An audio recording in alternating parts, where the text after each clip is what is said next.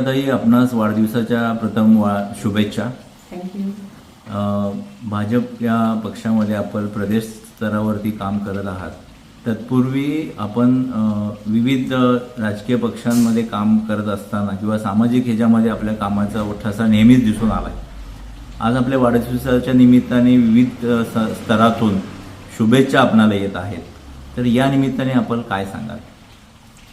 नक्कीच विविध क्षेत्रातून ज्या वेळेला फोन येतात ते आपुलकीचे फोन असतात आणि खरंच कर्तृत्व आपण घडवत नाही, आपल्याला सहकार्यांची भावना देणारे कार्यकर्ते लागतात आणि समाज स्तरातून तळागाळातून प्रत्येक ठिकाणाहून जेव्हा फोन येतात वेगवेगळ्या पक्षाचे फोन, त्यावेळेला खूप आनंद वाटतो की आपण केलेल्या कामाची दखल ही प्रेमातून आणि निष्ठेतून होते. या ठिकाणी माणसाच्या मनात आपण चांगलं काम रुजवलं की नक्कीच त्याचं आपल्याला फळ चांगलं मिळतं, हे आज मला दिसून आलं. चित्राताई, आपण कुठल्याही पदावरती असाल किंवा कुठल्याही सामाजिक क्षेत्रात काम करत असाल तरीही चिपळूण तालुका असू दे किंवा जिल्ह्यामध्ये आपल्या एक अस्तित्वाचं एक वेगळं वजन आहे किंवा आपण ज्या ठिकाणी असतं त्यावेळी निश्चितच त्या ठिकाणी आपल्याकडे आपल्या कामाकडून लक्ष वेधलं जातं. आपण विशेषतः काय उल्लेख करू शकता की महिलांसाठी आपलं काम चांगलं आहे? तर असं कुठली एखादी कामगिरी सांगता येईल आपणास? जास्तीत जास्त महिला बचत गट, सक्षमीकरण आणि आर्थिकदृष्ट्या सबल कशी महिला होईल. कारण कुटुंब चालवताना महिलेला चणचण लागली नाही पाहिजे. कारण आयुष्यात प्रत्येक गोष्टीला सामोरं जाताना महिला कुटुंब चालवते. मुलांचं शिक्षण असेल, आजारपण असेल, अशा वेळेला नक्कीच पैसा हा मेन अग्रस्थानी आहे आणि त्यासाठी मी मराठा पतसंस्थेमध्ये व्हाईस चेअरमनचं काम करते. पण प्रथमतः बघाल तर महिलांसाठीची खाती उघडणी, बचत खाती, आणि ते पैसे ठेव म्हणून कसे उपयोगात येतील कुटुंबासाठी, ह्याच्यासाठी मी जास्ती भर देते. बचत गट तर तुम्ही बघत असाल, महिला बचत गटाच्या माध्यमातून उमेदच्या ह्याच्यातून खूप कामं करतात. पण 10 महिला एकत्र आल्या की थोडीशी तडजोड करावी लागते आणि उद्योगधंदा म्हणावा तितकासा मोठा आपल्या कोकणात, प्रथमतः रत्नागिरी जिल्ह्यात म्हणावा इतका असे मोठी कामं किंवा मोठ्या फॅक्टरीज झालेल्या नाही आहे. पण तरीसुद्धा बँकांच्या माध्यमातून ठेव कशी करावी किंवा ते पैसे साठवावेत कसे, त्याच्यासाठी उद्योगधंदा, घर, मूल, चूल, गृहिणी म्हणून तिने काय उद्योगधंदा अजून करायला पाहिजे, ह्याच्यासाठी खूपशा प्रकारचे ट्रेनिंग्स देणं आणि त्यांना सक्षमपणे कसं उभारी देणं, हे सुद्धा मी ह्या माध्यमातून काम करते. प्रदेश स्तरावर काम करत असताना आपली जी नाळ जी आहे ती ग्रामीण भागाशी पण विशेषतः जोडलेली असते. तुम्ही इकडे पण सक्रिय असता. अगदी प्रदेश स्तरावरती अगदी सांगायचं उदाहरण म्हटलं तर चित्राताई वाघ ज्या आहेत त्यांच्याशी आपले संबंध जे आहेत ते सर्वश्रुत आहेत, सगळ्यांना माहिती आहे. तर ही सांगड कशी घालता? म्हणजे तिकडे पण तुमचा संपर्क असतो, इकडे लोकांचे पण कामासाठी तुमचा पुढाकार असतो. नक्कीच ताई, आम्हाला ज्या वेळेला मला पद दिलं त्यावेळेला लोकसभा संयोजक म्हणून हे सुद्धा एक वेगळं स्थान मला तिथे दिलं आणि मग लोकसभेची जबाबदारी जी असते तर त्यावेळेला नक्कीच आपण बघत असाल की खासदार म्हणून नारायण राणे साहेबांना त्यावेळेला तिकीट मिळालं आणि राणे साहेब तर तुम्ही नेतृत्व खूप चांगलं, त्याच्यामुळे त्यांचं काम करायला खूप आनंद वाटला आणि ते निवडून सुद्धा युतीच्या माध्यमातून आले. ताईंनी दिलेल्या जबाबदाऱ्या प्रत्येक गोष्टीतल्या अगदी सक्रिय सभासद करून घेणं, ते सुद्धा मी आपल्या ह्या भागातून अगदी मी म्हणेन पूर्व विभाग असेल, दसपटी असेल, मी ज्या राहते त्या ठिकाणी ह्या मतदारसंघात, जिल्ह्यात जसे सभासद करता यावे तर भाजपचे मी सभासद करण्यासाठी तत्परतेने चांगलं काम केलं. अगदी तसं म्हणायला गेला तर मोदी साहेबांनी मन की बात हा सुद्धा अगदी आम्ही घरात 4 जरी असलो तरी नक्की मी आज्ञेचं पालन करते. खूप आनंद वाटतो की ज्या वेळेला सिस्टीममध्ये काम करत असताना, आज रवींद्र चव्हाण साहेब सुद्धा प्रदेशचे अध्यक्ष आहेत, खूप म्हणजे चांगलंच काम ते करायला लावतात आणि खूप चांगल्या तऱ्हेने हिंदुत्व म्हणून ते सुद्धा चांगलं आम्ही काम करतो.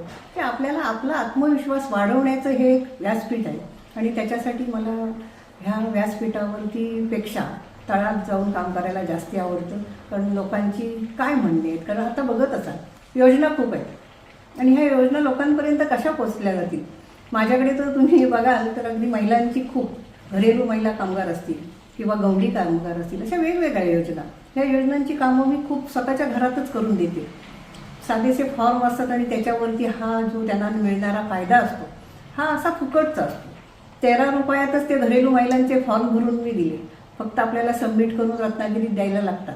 हे लोकांची बारीक सुरीक जेव्हा कामं रेशन कार्डापर्यंत होतात, हीच करायला मला आवडतं.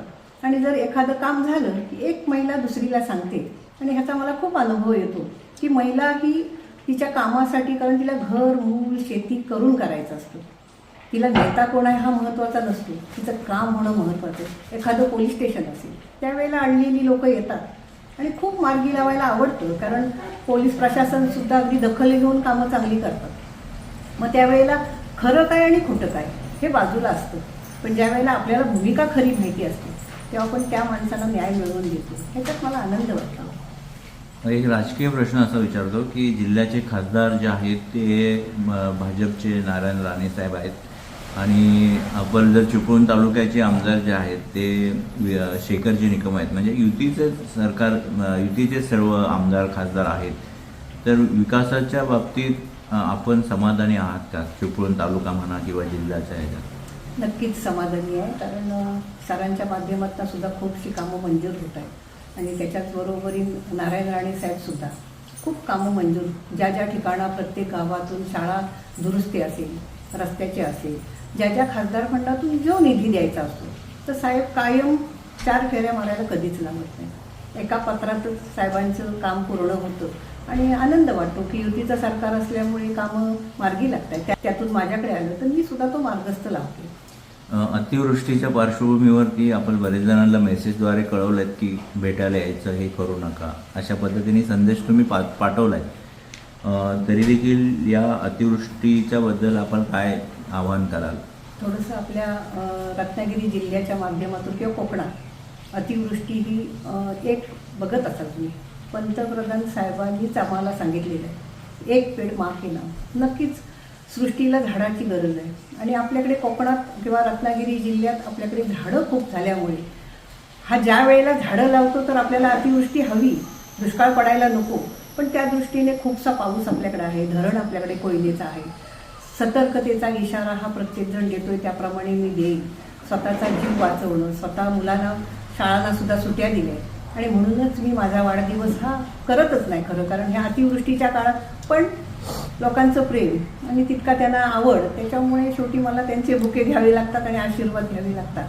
पण लोकांना मी सांगेन, खरंच शांततेने आणि संयमाने आपला जीव कसा वाचवता येईल, आजूबाजूच्या लोकांना सुद्धा कसं वाचवता येईल, आणि संयमाने आपलं सामान, दुकानदार असतील त्यांची तर मला खंत वाटत राहते. आमच्या चिपळूण शहरात तर खूप नुकसान होतं, आणि दरवेळेला उमेदीने ते उभे राहून परत सुरू करतात. पण थोडीशी त्याच्यावरती यंत्रणा आमचे खासदार साहेब आहेत किंवा आमदार साहेब आहेत, वरती आपलं युती आहे, महायुती आहे, तर चांगल्या तऱ्हेने आपलं काम, आमचे देवाभाऊसुद्धा मुख्यमंत्री आहेत, चांगलं ह्याच्यावरती नियोजन होईल. किंवा सरकारी यंत्रणासुद्धा NDRFची इथे सुद्धा टीम हजर झालेली आहे, त्याच्यामुळे चांगल्या तऱ्हेने आपल्याकडे काम होईल आणि लोकांनी आपला जीव चांगल्या तऱ्हेने वाचवावा ही त्यांना विनंती करेल.